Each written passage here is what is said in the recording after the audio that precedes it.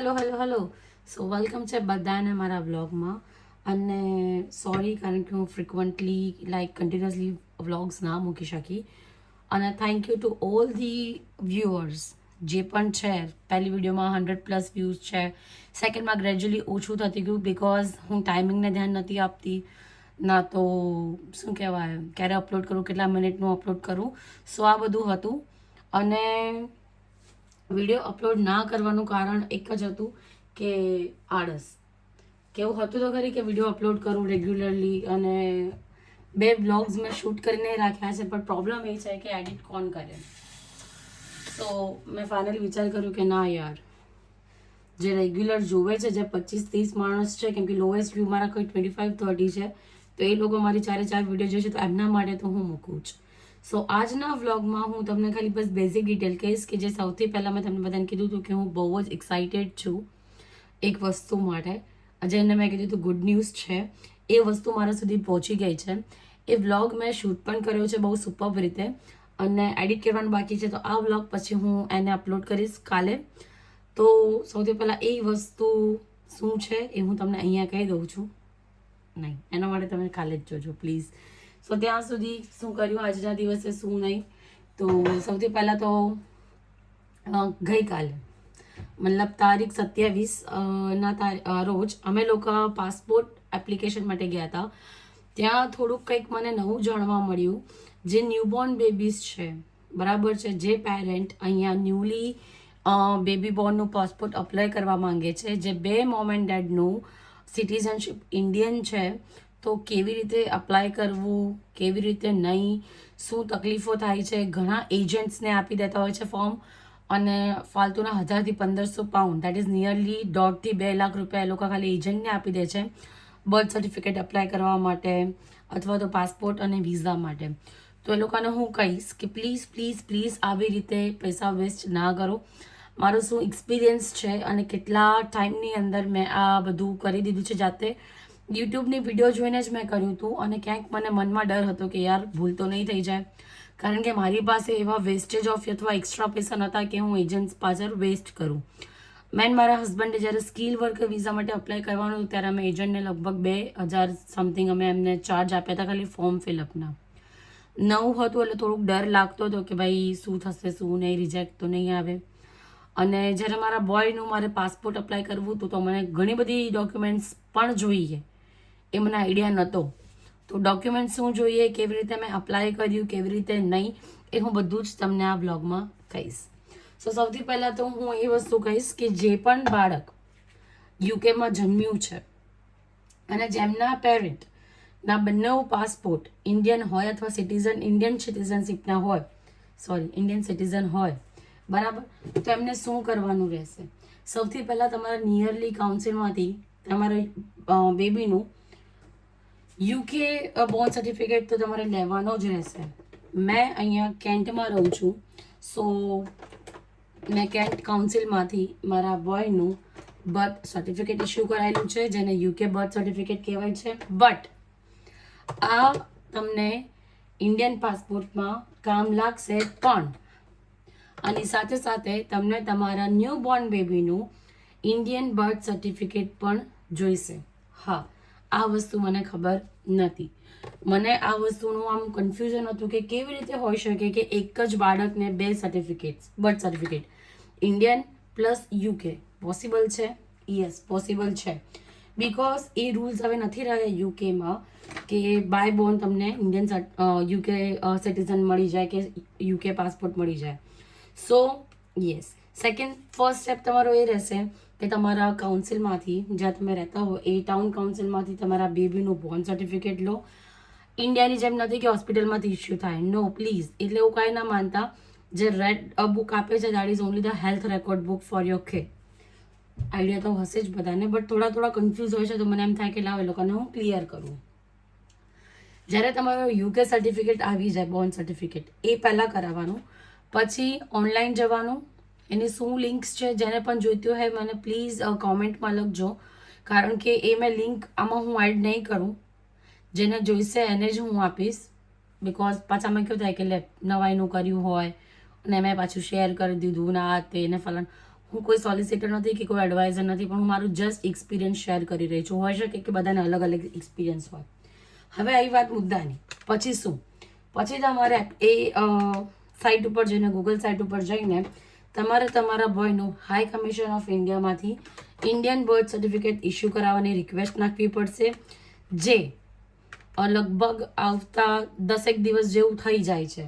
એ બહુ જ important document હોય છે, બિકોઝ એના વગર તમે પાસપોર્ટની એપ્લિકેશન આપી શકતા નથી.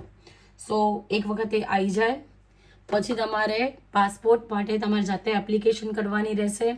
એ પણ મેં યુટ્યુબની એક વિડીયો જોઈને બધા સ્ટેપ્સ કર્યા હતા ફોલો, અને બધું જ થઈ ગયું હતું. બરાબર છે.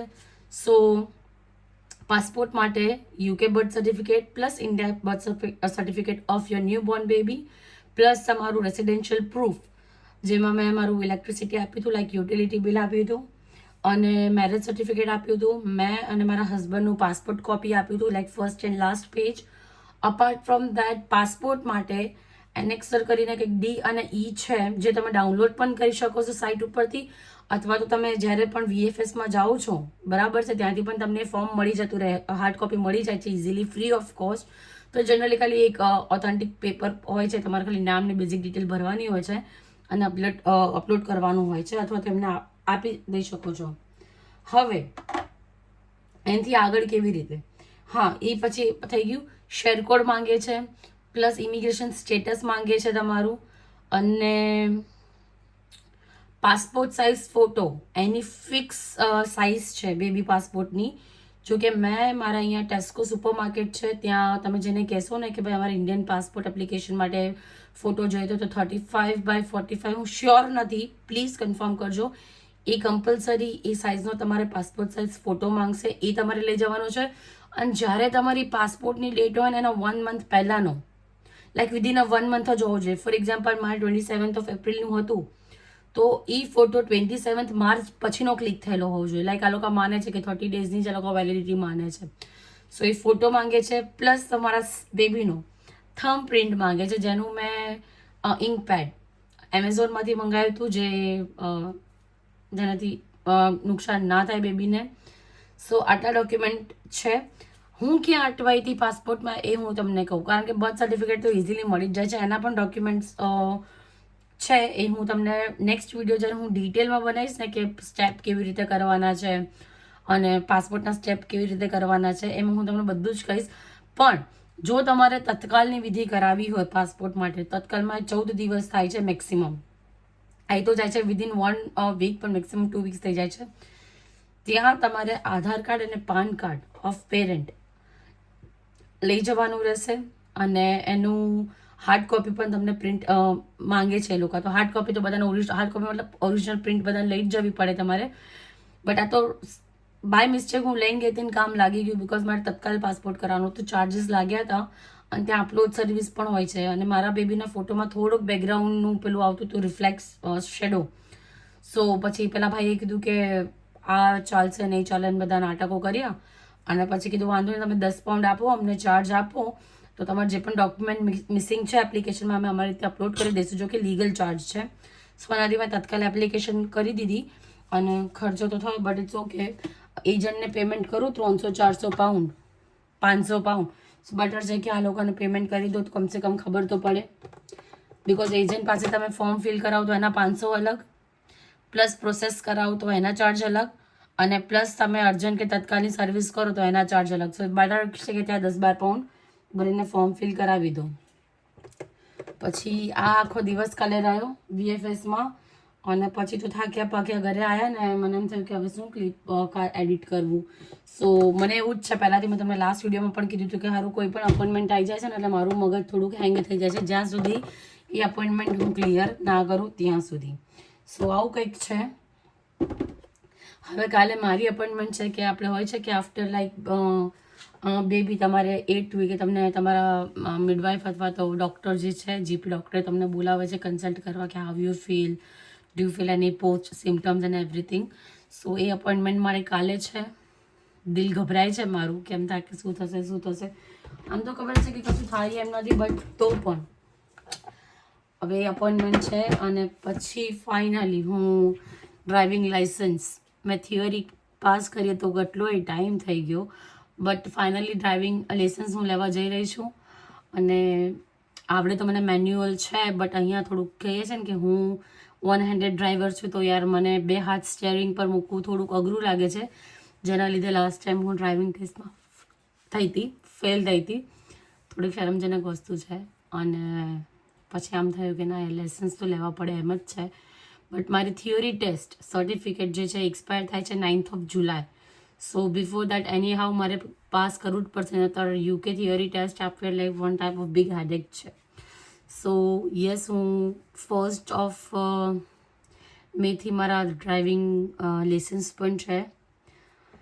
આવડે તો છે જ, બટ કહીએ ને કે ભાઈ અહીંયા થોડુંક હોય છે કે ભાઈ લઈ લો તો રૂલ્સ શીખી લો, કારણ કે આપણે એવા રૂલ્સમાં ચલાયેલા છે નહીં ગાડી. એટલે થોડુંક આવું બધું હતું ને થોડુંક હું બધામાં કહીએ ને કે એને બાફગેટ કરતાં થોડી કન્ફ્યુઝ હતી કે 27 એના પહેલાં પણ મારી એક અપોઇન્ટમેન્ટ હતી, પછી 27 આ VFSની અપોઇન્ટમેન્ટ, પછી 28 બ્રેક હતો આજે, 29th મતલબ કાલે હોસ્પિટલનું છે, પછી 1-2 દિવસ ગેપ છે, અને પછી મારે અગેન ક્લાસીસ સ્ટાર્ટ થાય છે, મારા મતલબ ડ્રાઇવિંગ લેસન સ્ટાર્ટ થાય છે. તો આ બધામાં થોડુંક હું કન્ફ્યુઝ હતી, એમ થયું કે યાર કેવી રીતે વિડીયો બનાવું, કેવી રીતે નહીં. કાલે અમે એટલા બધા થાકી ગયા હતા, તો થયું કે હવે જઈને તો સૂઈ જ જવું છે.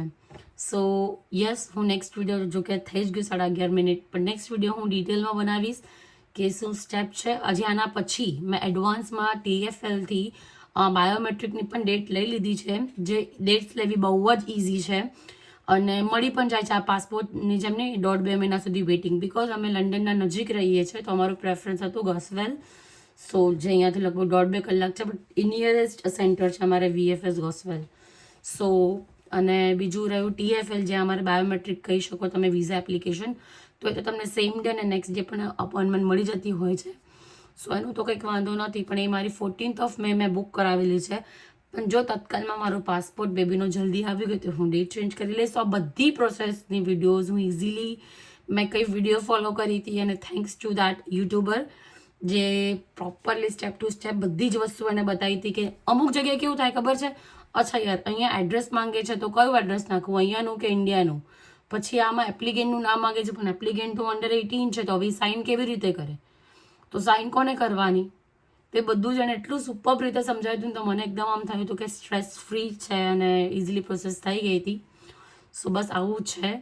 અને થતું હશે પાસપોર્ટ ને વિઝાની ઉતાવળ કેમ હવે યાર, યુકે છે ને રૂલ્સ ગમે ત્યારે બદલાઈ જાય, તો મને એવું નથી કે આ ડિપેન્ડન્ટ રૂલ્સ જતો રહે અને મારો બેબીના વિઝા અપ્રુવલ ના થાય, એટલે એઝ સુન એઝ પોસિબલ હું વિઝા કઢાઈને રાખું, તો એ પણ સેફ એન્ડ સિક્યોર મારા જોડે રહી શકે. કેમ કે હું નથી ચાહતી કે ઘણા બધા પેરેન્ટ્સની જેમ હું અહીંયા ને મારો બેબી ઇન્ડિયામાં મારા પેરેન્ટ્સ જોડે રહે. He gonna be safe at any place, like mom dad જોડે હોય કે મારા જોડે, બટ કંઈક કહે ને કે ભાઈ પેરેન્ટ્સ સાથે હોય મતલબ બેબી, તો ઘણો ફરક પડે છે એમ. સો આવું જ કંઈક હતું. અને આ વિડીયો મેં એટલે બનાવ્યો છે કારણ કે શિવરાજ થાકીને મસ્ત સૂઈ ગયો છે અને મારે સ્ટેરિલાઇઝ કરવાની હતી. ફર્સ્ટ ટાઈમે સ્ટેરિલાઇઝ ચોખ્ખું અને ફર્સ્ટ અટેમ્પમાં બોલી છું. સો એ કરવા હું કિચન એરિયામાં આવી. જોઈ શકો છો થોડુંક ક્લીન છે kitchen, but it's okay because આના પર મેં મસ્ત વિડીયો બનાવી છે, તો મારે ઇન્સ્ટા જોઈ આવજો.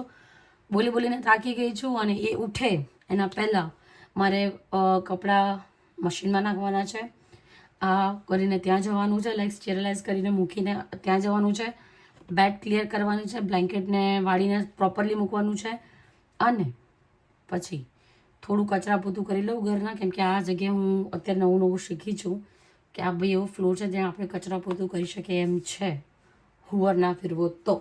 સો મળી ગઈ કાલના વ્લોગમાં. મારી 2 વ્લોગ્સ એડિટમાં વેઇટિંગમાં છે. એડિટ કર્યા પછી આના પણ હું બતાવીશ કે કયું એક્સાઇટેડ ને ગુડ ન્યૂઝ માટે હું વેઇટિંગમાં હતી અને એ આવી ગઈ છે. એક પાર્ટ મિસિંગ હતો, એક પાર્ટ, અને મારી ભૂલ ફરીથી કુરિયર આવી રહ્યું છે ઇન્ડિયાથી. સો શું છે શું નહીં એ આપણે જોઈશું નેક્સ્ટ વિડીયોમાં. ઓકે, સો મળીએ ત્યાં સુધી, બાય, ગુડ નાઇટ, એન્જોય.